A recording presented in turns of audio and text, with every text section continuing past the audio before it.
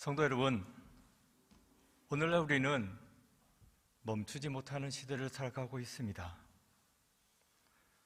가만히 있으면 뒤처질 것 같고 아무것도 하지 않으면 무너질 것 같은 불안이 우리를 끊임없이 몰아붙입니다.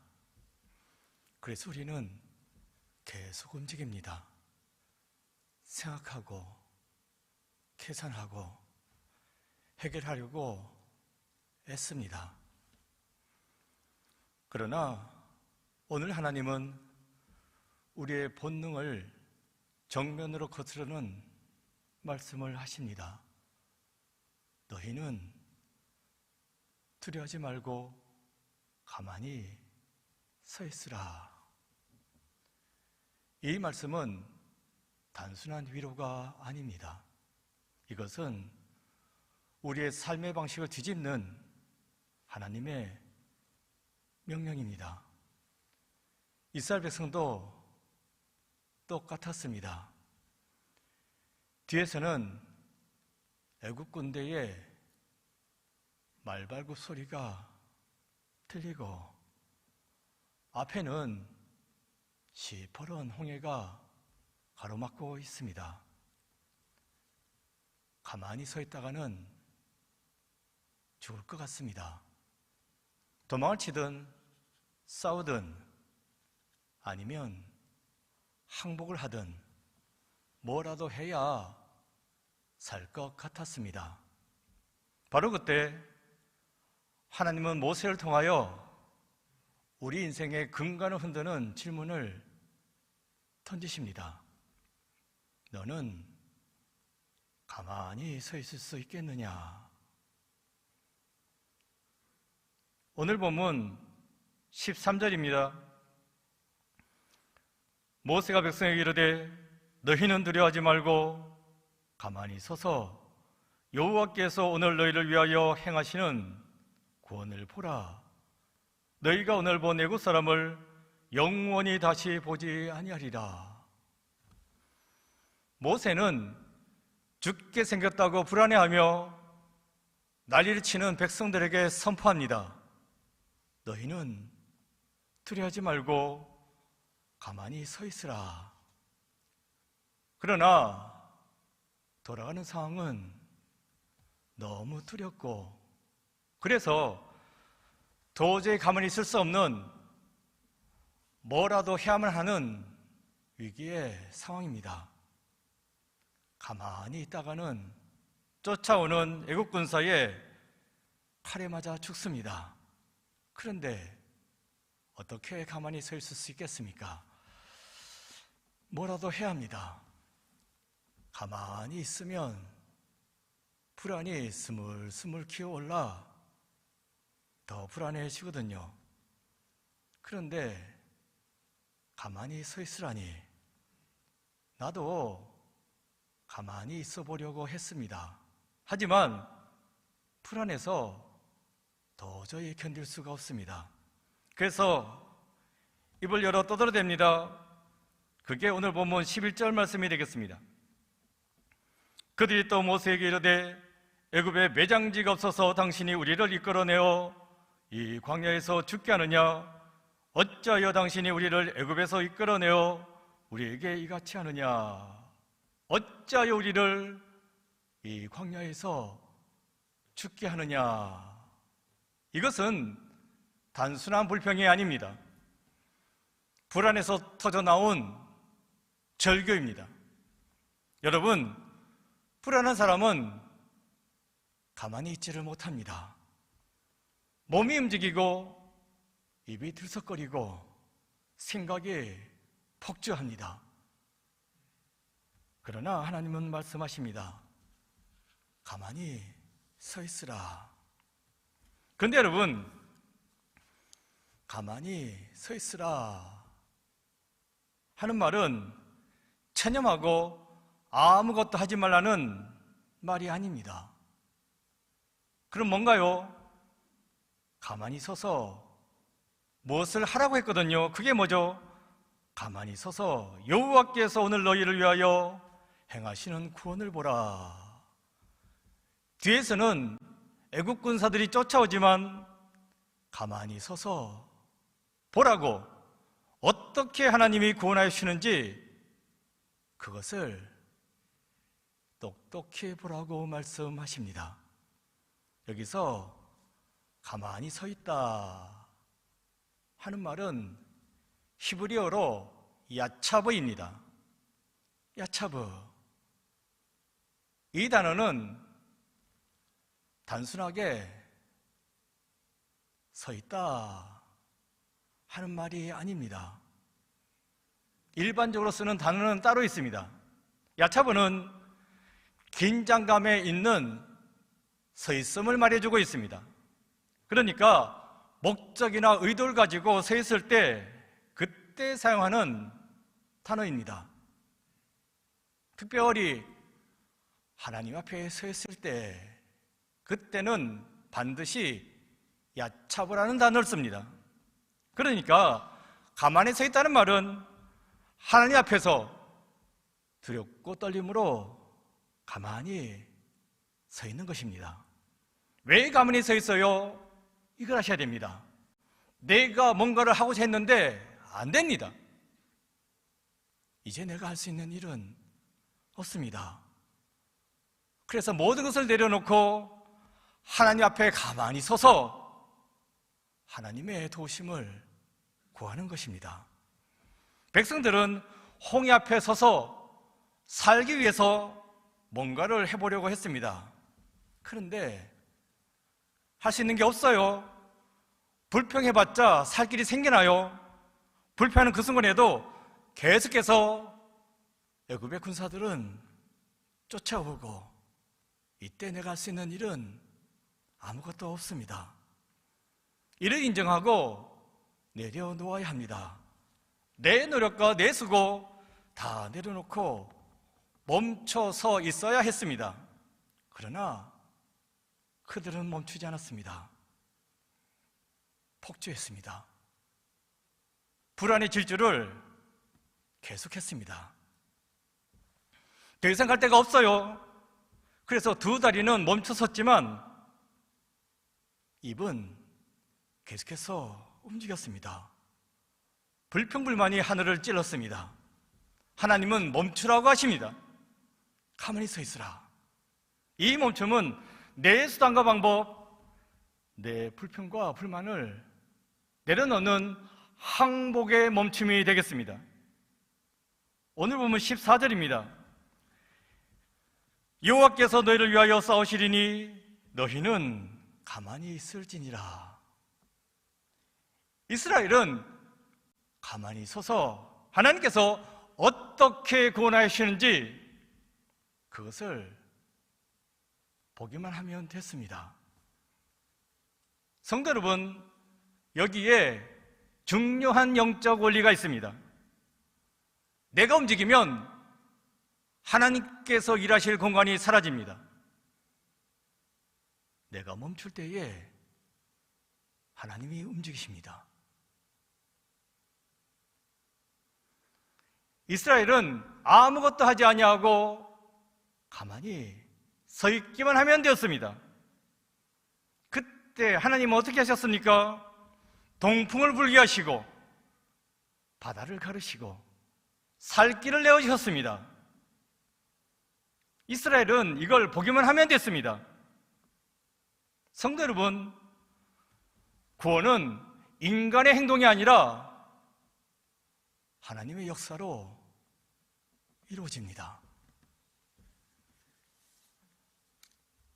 오늘 종려주일을 맞이하여 예수님이 예루살렘에 입성하는 장면에서 우리는 또 다른 멈춤을 보게 됩니다. 여기서 예수님이 멈췄다는 말은 아닙니다. 예수님은 새끼 나귀를 타셨기에 빨리는 아니지만 여하튼 움직였습니다. 그렇다면 누가 멈췄습니까? 백성들입니다. 예루살렘에 입성하는 예수님을 보기 위해서 백성들이 길가에 멈춰서 있었습니다. 요한복음 12장 13절이에요. 종려나무 가지를 가지고 맞으러 나가 외치되 호산나 찬송하리로다 주의 이름으로 오시는 이 곧 이스라엘의 왕이시여 하더라. 사람들은 길가에 멈춰 섰습니다. 왜 그랬다고요? 예루살렘에 입성하는 예수님을 보기 위해서입니다. 예수님께서는 십자가를 향하여 움직이셨고 백성들은 그 예수를 보기 위해 길가에 멈춰 서 있었던 것입니다. 이들의 다리는 멈춰 서 있었지만 입은 열려 있었습니다. 하지만 이들이 외친 것은 홍해 앞에 저 사람들처럼 불안의 절규는 아니었습니다. 뭐라고 외쳤습니까? 호산나 찬송하리로다 주의 이름으로 오시는 이 곧 이스라엘의 왕이시여. 이들은 찬송했습니다. 장차 있을 구원을 소망하며 찬송을 불렀습니다. 사실 이들의 앞에도 홍해와 같은 죽음의 장벽이 있었습니다. 대제사장들이 고민했잖아요. 예수를 중심으로 폭동이 일어나면 우리는 다 죽는다. 저 예수를 죽여가지고 한 사람 죽여가지고 우리가 다 살아야 되지 않겠냐고. 그래서 대제사장과 바리새인들은 물론이요, 로마의 군사들도 예수님의 예루살렘 입성을 예의주시하고 있었습니다. 이런 상황 가운데 백성들 우르르 몰려 나왔습니다. 길가에 서서 외쳤어요. 뭐라고 외쳤습니까?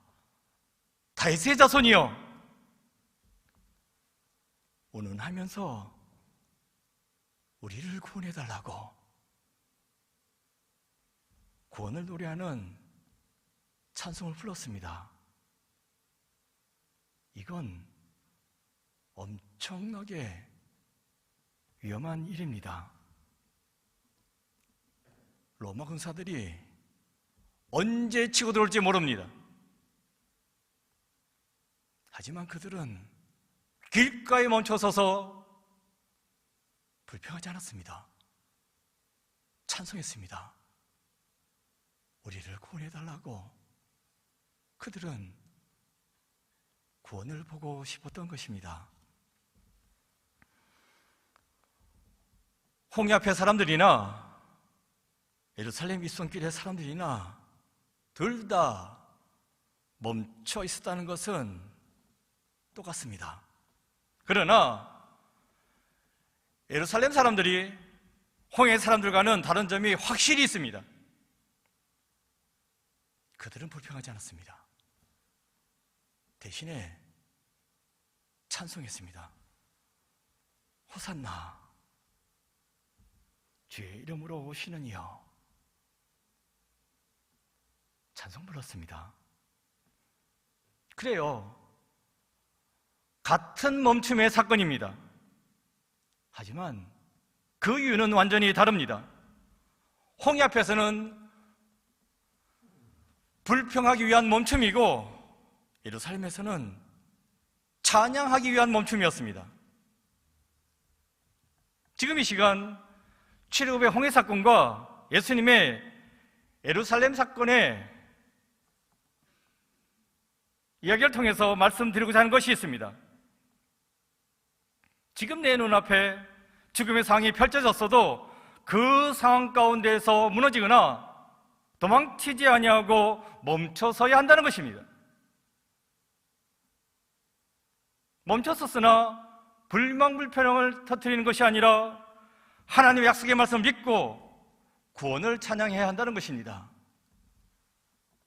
성도 여러분, 홍해 앞에서 모세는 두 손을 들고 기도했습니다.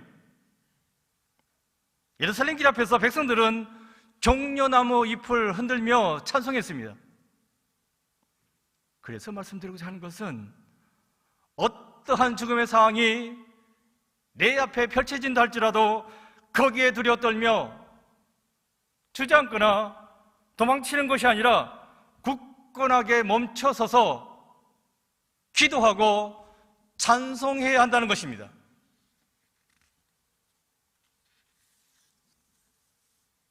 그런데 봅시다. 예수님은 어떻게 하셨습니까? 새끼의 나귀를 타고 움직이셨죠. 그래서 어쨌든 예수님은 멈추지 않으셨네, 이렇게 말할 수 있겠죠. 하지만 성도 여러분, 십자가는 가장 위대한 멈춤의 자리라는 사실을 아셔야 합니다. 예수님은 십자가라는 종착지에 가고 싶은 마음이 없었습니다. 진짜 십자가 위에서 멈추고 싶지 않으셨습니다. 그래서 겟세마네 동산에서 땀방울이 핏방울이 되어 떨어지도록 기도하지 않았습니까? 아버지여, 할만하시거든 이 잔을 내게서 지나가게 하옵소서. 이렇게 예수님은 못하겠다고 끝까지 버티면서 불순종하고 불평을 했습니까? 아니죠. 그러나 나의 원대로 마시옵고 아버지의 원대로 하옵소서. 예수님은 하나님의 뜻에 순종했습니다. 그래서 결국 십자가 위에서 멈춰 쓰셨습니다. 더 이상 내려오지 않으셨고 더 이상 피하지 않으셨고 그 자리에서 순종으로 멈추셨습니다. 이렇게 멈춰 서실 줄 아셨기에 예수님은 겟세마네 동산에서 그토록 절실하게 기도하셨던 것입니다. 예수님은 다 알고 있습니다. 이 모든 것을 알고 계신 예수님이 예루살렘 성에 입성하실 때에 길가에 서 있는 사람들처럼 마냥 기쁘고 즐거웠겠습니까? 아닙니다. 십자가를 향하여 내딛는 그 발걸음 한 걸음 한 걸음이 무척 힘들었을 것입니다. 그래도 예수님은 뒤돌아서지 않았습니다. 주저앉지 않았습니다. 궁극적인 멈춤의 자리, 십자가를 향하여 느리지만 계속해서 발걸음을 옮기셨습니다. 왜 그러셨습니까? 우리 때문입니다. 예수님이 십자가에서 멈춰 서셔야지만 우리가 죄로 향하던 질주를 멈출 수 있기 때문입니다. 예수님이 십자가에 못 박혀 멈춤이 되어 있을 때 성전 휘장이 위로부터 아래로 둘로 쫙 갈라졌죠. 이로써 인류를 가로막던 죽음의 홍해가 갈라진 것입니다. 죽음을 뚫고 생명의 길이 열렸습니다. 십자가 위에서의 예수님의 멈춤이 우리를 구원의 길로 인도하신 것입니다. 한 어머니가 있습니다. 죽어가는 어린 아들을 붙잡고 끝까지 방법을 찾던 어머니였습니다. 좋다는 병원 다 찾아가 보고 좋다는 약 다 사다가 먹여봤습니다. 그러나 아들은 점점 죽어갑니다. 어느 날 의사가 조용히 말합니다. 이제 할 수 있는 것은 아무것도 없습니다. 그 말 듣는 순간 어머니는 무너졌습니다. 하지만 그날 밤 병원 복도에서 그 어머니는 처음으로 멈췄습니다. 더 이상 뛰어다니지 않았습니다. 더 이상 방법을 찾아 다니지 않았습니다. 병실 한켠에 무릎을 꿇고 울며 기도했습니다. 하나님, 이제는 제가 할 수 있는 것이 아무것도 없습니다. 이제 내려놓겠습니다. 이 아이 하나님 손에 맡겨드립니다.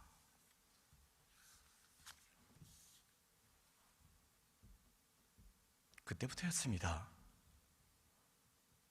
놀랍게도 어머니의 마음이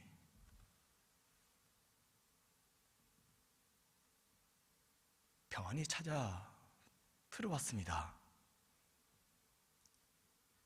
상황은 그대로입니다. 바뀐 것은 아무것도 없습니다. 그런데 그녀 안에 놀라운 평안, 절대로 무너질 수 없는 평안이 찾아 들어온 것입니다. 며칠 후 의사가 깜짝 놀라 말합니다. 이건 도저히 설명이 되지 않습니다. 아이의 상태가 회복되기 시작한 것입니다. 성도 여러분, 이 어머니가 한 일은 딱 하나입니다. 멈췄습니다. 내 손을 놓고 하나님 손에 맡겨드린 것입니다. 우리는 끝까지 붙잡으려고 합니다. 끝까지 내가 해보려고 합니다. 끝까지 놓지 않으려고 합니다. 성도 여러분, 우리가 붙잡고 있는 동안에는 하나님이 붙잡으실 수 없습니다. 우리가 놓을 때에 그때 하나님이 붙으십니다. 성도 여러분, 혹시 지금 여러분도 무언가를 붙잡고 계십니까? 놓으면 끝날 것 같아서, 멈추면 무너질 것 같아서, 그래서 더 붙잡고 더 애쓰고 있지 않습니까? 그런 여러분에게 하나님은 말씀하십니다. 가만히 서 있으라. 이 말은 아무것도 하지 말라는 뜻이 아닙니다. 이제는 네가 아니라 내가 하겠다 하는 하나님의 선언입니다.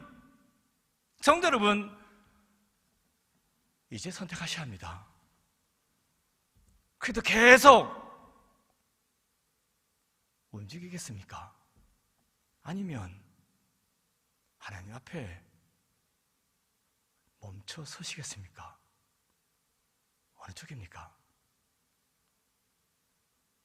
성도 여러분, 십자가를 생각해 보십시오. 예수님은 내려오실 수 있었습니다. 예수님은 피할 수도 있었고 거부할 수도 있었습니다. 그런데 예수님은 십자가 위에서 멈추셨습니다. 왜입니까? 우리가 멈추지 못하기 때문에 예수님께서 대신 멈춰 서신 것입니다. 우리가 내려놓지 못하기 때문에 예수님께서 대신 내려놓으신 것입니다. 우리가 붙잡고 있는 그 죄악을 끊어내기 위해서 예수님께서 십자가 위에서 멈추신 것입니다. 성도 여러분, 이제는 우리가 멈춰야 합니다. 내 불안을 멈추고 내 생각을 멈추고 내 계산을 멈추고 내 고집을 멈추고 이제는 주님 앞에 서야 합니다. 그리고 이렇게 고백하셔야 합니다. 주님, 이제는 제가 하지 않겠습니다. 주님이 해 주십시오. 이렇게 멈출 그때에 내 인생의 홍해는 갈라질 것입니다. 닫혀있던 인생의 문이 열릴 것입니다. 길이 없던 곳에 길이 열리게 될 줄로 믿습니다. 성도 여러분, 홍해는 건너려고 애쓴다고 해서 건너는 것이 아닙니다. 홍해는 멈춘 사람만이 건널 수 있습니다. 내 노력을 멈추고 하나님께 전적으로 맡기고 의존하는 자가 홍해를 건널 수 있습니다. 이번 고난주간 여러분의 인생에 거룩한 멈춤이 시작되기를 바랍니다. 그 멈춤의 자리에서 하나님의 손이 움직이고 십자가의 능력이 나타나고 부활의 길이 열리게 되기를 예수님 이름으로 축원드립니다. 기도하겠습니다. 주님, 주님께서 십자가 위에서 멈추셨듯이 우리도 멈추고 하나님의 뜻에 순종해야 될 줄로 믿습니다. 멈추지 못하는 세상을 살아가고 있지만, 그래서 나도 멈추지 못하는 가운데 있지만 주님이 멈추셨듯이 저희도 멈추게 하여 주옵소서. 거룩한 멈춤의 자리에 동참하여 거룩한 부활로 이어지는 은혜를 체험할 수 있는 저희들 모두가 되게 주여 돌보아 주옵소서. 예수 그리스도 이름으로 기도드립니다. 아멘.